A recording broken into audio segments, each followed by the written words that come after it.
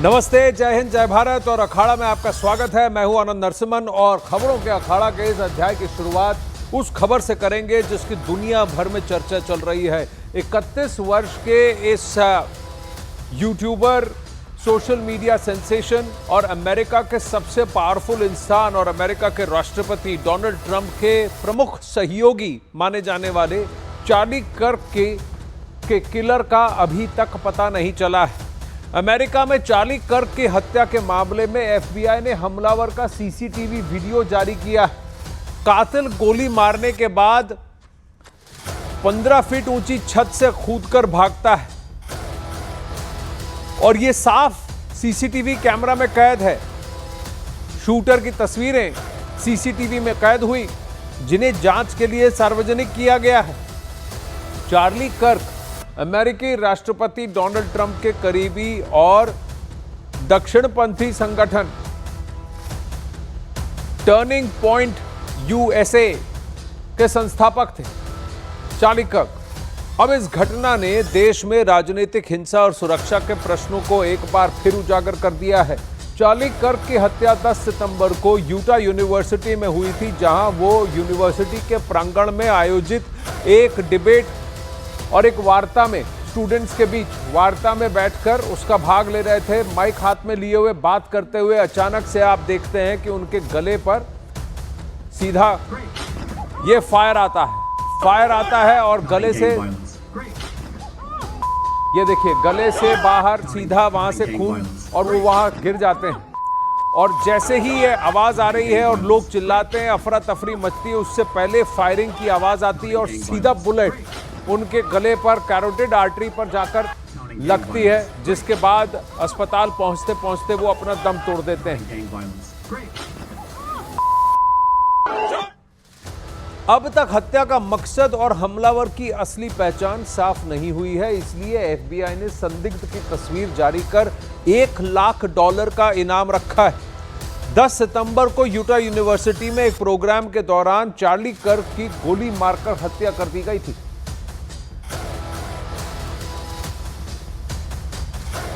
ये वो तस्वीरें हैं। इससे पहले, चुनाव से पहले डोनाल्ड ट्रंप पर भी इसी तरह एक जानलेवा हत्या हुई थी और वहां पर भी वो एक रैली को संबोधित कर रहे थे और अचानक से झुके और गोली उनके कान के बगल से निकल गई।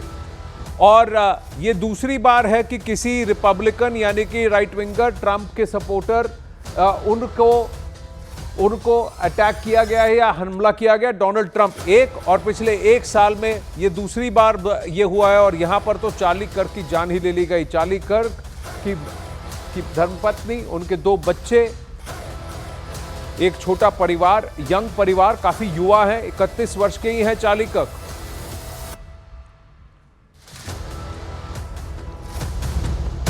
अब वहीं अमेरिका के डैलस में एक दिल दहला देने वाली वारदात को अंजाम दिया गया है। ये एक और क्राइम की घटना यूएस से आ रही है, अमेरिका से आ रही है। यहां एक भारतीय अमेरिकी नागरिक की सर कलम कर हत्या कर दी गई और इस खौफनाक वारदात की रोंगटे खड़े कर देने वाली तस्वीरें सामने आई हैं सीसीटीवी फुटेज के जरिए।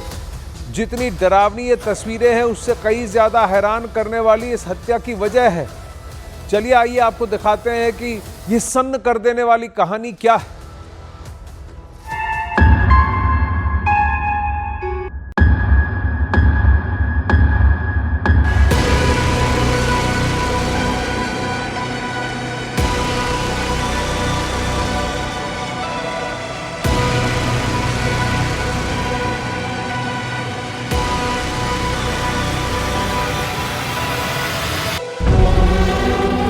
अमेरिका के डलास में दिल दहला देने वाली वारदात। भारतीय अमेरिकी नागरिक की सिर कलम कर हत्या। परिवार के सामने नागमलैया को उतारा मौत के घाट।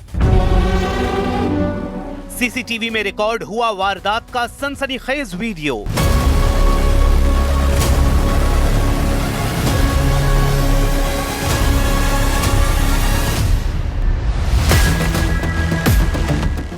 ये तस्वीरें विचलित करने वाली हैं,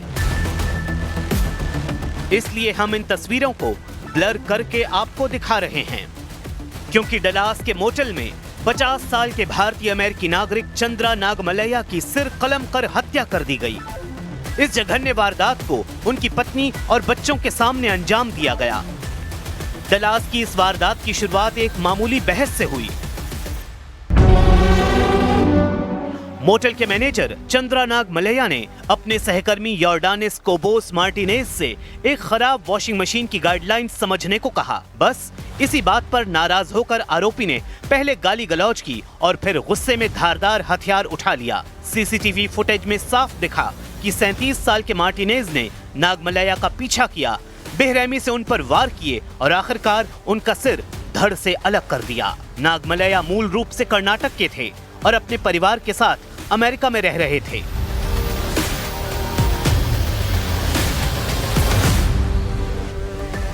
पत्नी और बेटे की आंखों के सामने हुआ ये खून खराबा पूरे भारतीय अमेरिकी समुदाय को हिलाकर रख गया है। परिजनों का कहना है कि नागमलैया बेहद शांत स्वभाव और मददगार इंसान थे। उनके परिवार की आर्थिक मदद के लिए स्थानीय लोग और भारतीय संगठन आगे आए हैं, जबकि आरोपी योर्डानिस कोबोस मार्टिनेज को पुलिस ने गिरफ्तार कर जेल भेज दिया है। चलिए अब लौटते हैं देश की राजनीति से जुड़ी खबरों की ओर। समाजवादी पार्टी के नेता अखिलेश यादव ने वोट चोरी के मुद्दे को नेपाल के हालातों से जोड़ते हुए बड़ा बयान दे डाला। अखिलेश यादव ने कहा है कि अगर वोट की डकैती चलती रही तो जनता सड़क पर उतरेगी।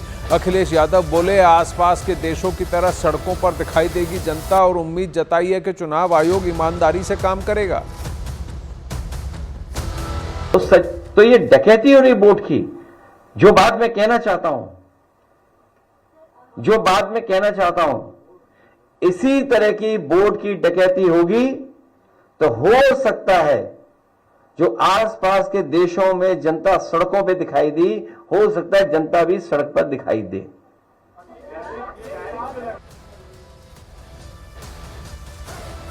एक कार्यक्रम में जहां इन्होंने 7 मीटर लंबी पगड़ी को भी धारण किया और सिखों को भी, समाजवादी पार्टी की अगर आगे सरकार बनेगी तो उनको भी मौका देने का और सिख पर्वों को भी जोर शोर से धूमधाम से मनाने का वादा करते हुए, वहीं पर उन्होंने वोट चोरी का मुद्दा उठाते हुए कहा कि आसपास के देशों में जैसी परिस्थिति बनी है जहां जनता सड़कों पर उतर आई है, वैसी परिस्थिति यहां पर भी हो सकता है। पर क्या आवश्यकता थी कि इस तरह की बात करें, इस पर क्या सियासत गरमाती है, देखने वाली बात होगी। बीजेपी से प्रतिक्रिया अभी तक नहीं आई, पर बीजेपी क्या अखिलेश यादव के इस बयान का निष्कर्ष निकालती है, ये बड़ा प्रश्न है।